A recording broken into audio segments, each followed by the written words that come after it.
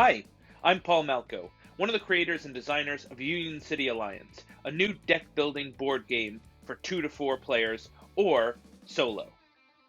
Today, I'm here to talk to you about Supervillains and villain cards. While Union City Alliance is a game with a lot of very unique factors, including how you build your deck, how you work with your superhero, the way you build the board, and the randomness of things that come out on it, each game revolves around a single supervillain who has a tremendous impact on that individual game. The gameplay that's required, the rules, and how the heroes win. When you choose a supervillain for your game, look at their sourcebook. The sourcebook contains setup instructions, explanations on individual decks, and of course, the win condition against that supervillain. While each supervillain has their own quirks, their own decks, their own rules, there are several unifying factors amongst all supervillains. The first of these are issue rules cards. These are a series of cards with comic book covers on the front representing what that issue is all about, and on the back, rules for that issue. These are some of the most important and sweeping rules in the game because they affect everything for that issue.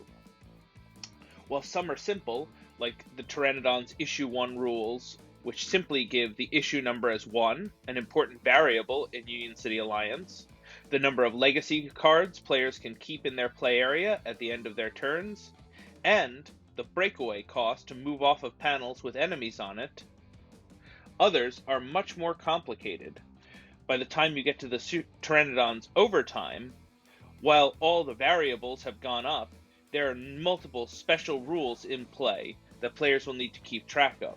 However, there's only ever one issue rules card in play at once, so doing so is as easy as glancing over and seeing what the applicable rules are for the turn that you're in.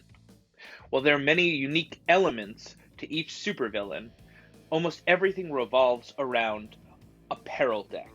A card from the Peril Deck gets played at the end of every player's turn, and while some Peril cards are less malevolent, less potent than others, none of them are good for the heroes, and all of them continue to move the supervillain towards victory. Generally speaking, a Peril Deck is 6 cards. Once it's empty, it gets shuffled and turned over to become the Peril Deck again.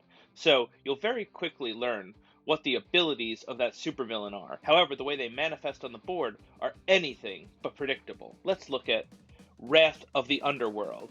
There are 2 Wrath of the Underworlds in the Pterano-Don's Peril Deck. It says, play a plot card.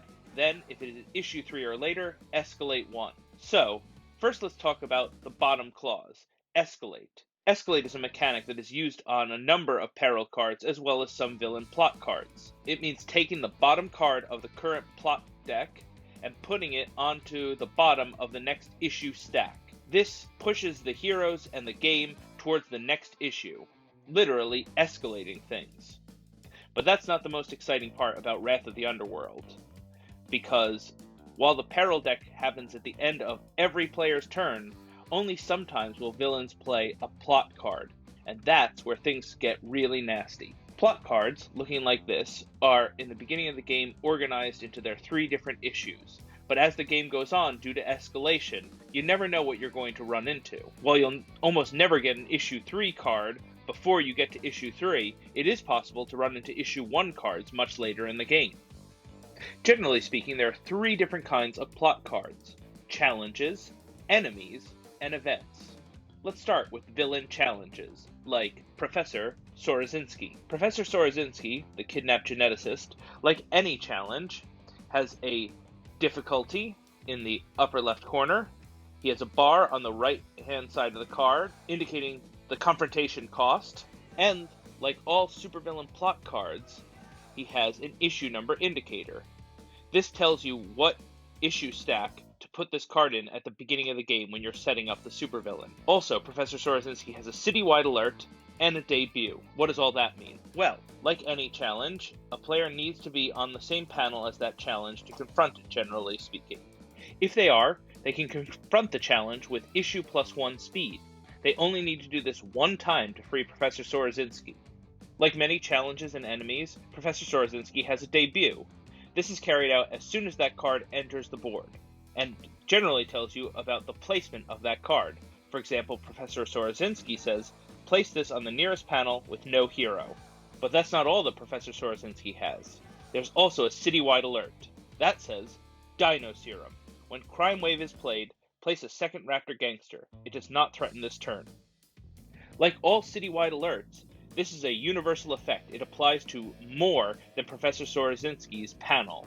And, like many supervillain cards, it uses the Peril Deck, because Crime Wave is a Peril card. So, as long as Professor Sorozinski is out on the board, when you get Crime Wave, which will happen 1 out of 6 turns, guaranteed, you place a Raptor Gangster on your panel, and then place a second Raptor Gangster on your panel. Only the one from Crime Wave immediately threatens, the other one does not, but still, it doubles the amount of Raptor Gangsters that come out on the board, making this Peril card much more dangerous.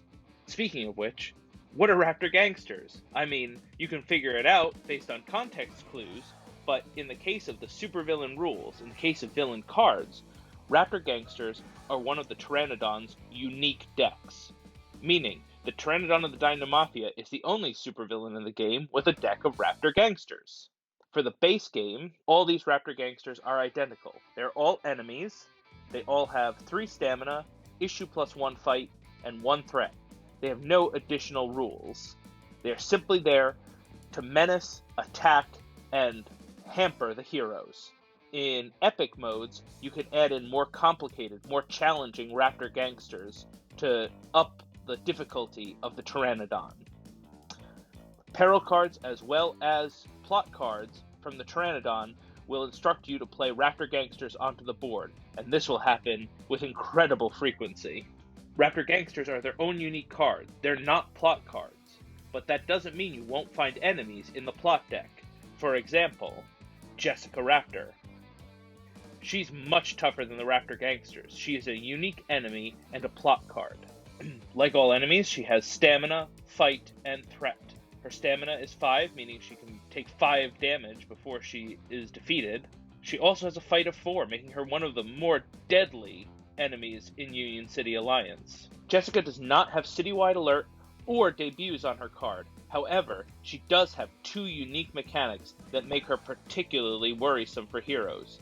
Her first, Gun Maul, says that when this threatens you, you can only use 1 gambit. And Clever Girl says you can only use might from 1 card to attack this. That means, while in Union City Alliance, when heroes play cards, all the resources go into a pool to be exerted as the players see fit. Jessica Raptor's Clever Girl means they have to choose which card that might came from in order to exert and attack her.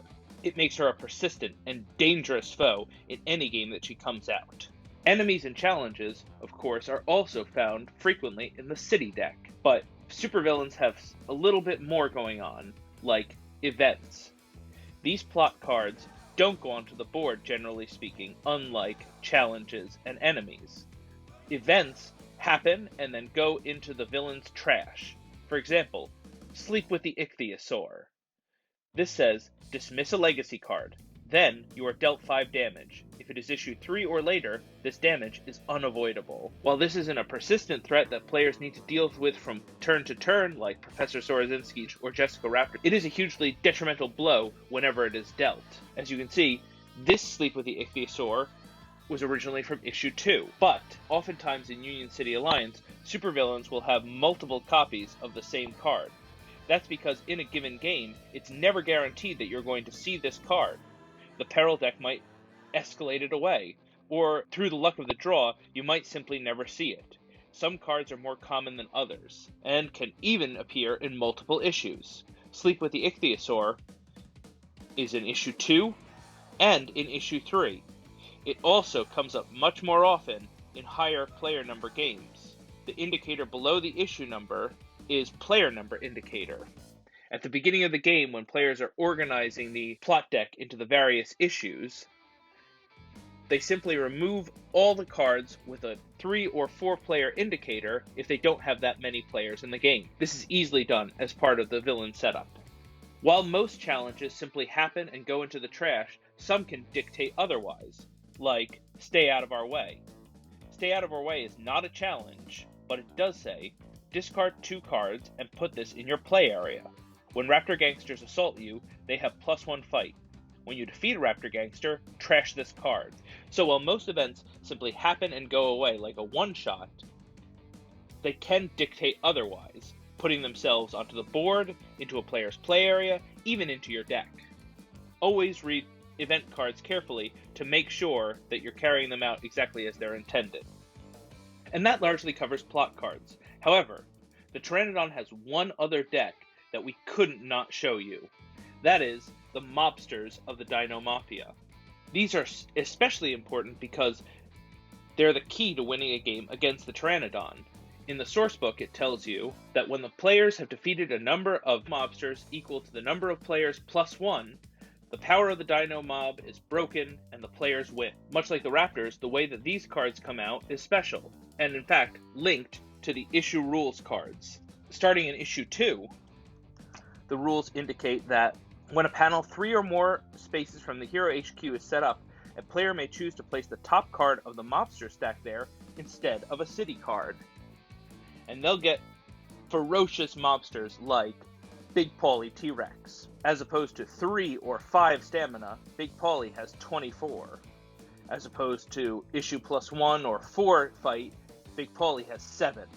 His threat is still 1, but there's a lot more going on with this Hitman mobster. The first thing is a defensive ability he has, but it's not defensive for him, it's a lifesaver for the heroes. That being that he's half blind, meaning double defense generated against this. Doubling defense is not uncommon against some big bruisers in Union City Alliance, and really makes even small amounts of defense go a long way. Big Paulie T-Rex, like all the mobsters, also has a Dino Mafia effect, Primal Roar. It says, this deals each hero 1 unavoidable damage. However, that ability, noted by the Dino Mafia symbol, is tied with a Peril card, that being Family Business. Family Business indicates that the player should escalate 1. Again, that's taking the bottom card of the plot deck and putting it on the bottom of the next issue stack. But it also says, if a mobster is on your panel, activate its Dino Mafia effect issue -1 times. So in issue 2, it will activate it once. In issue 3, it will activate it 2 times. So if you're on a panel with Big Paulie T-Rex and you get Family Business, he Primal Roars and deals each hero 1 unavoidable damage. His Primal Roar only happens if you're on his panel and you get this Peril card. This is another example of how both plot cards and unique cards are centered around the Peril Deck. And that's a short overview of supervillain cards in Union City Alliance. We've talked about Peril cards, the different kinds of plot cards, and unique decks, as well as win conditions and the sourcebook for Union City Alliance. Be sure to check out our other tutorials, including our setup tutorial with more info on supervillains and our how to play. Go to our website, like us on Facebook, and be sure to back us on Kickstarter so we can get this awesome game to you as soon as possible. Thanks, and we'll see you in Union City, heroes!